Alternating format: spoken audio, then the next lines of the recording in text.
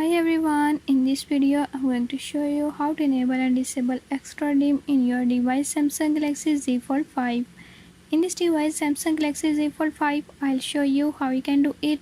Before I start, if you are new to my channel, don't forget to subscribe and press bell icon. Watch complete video and learn how you can do it. Let's watch the video.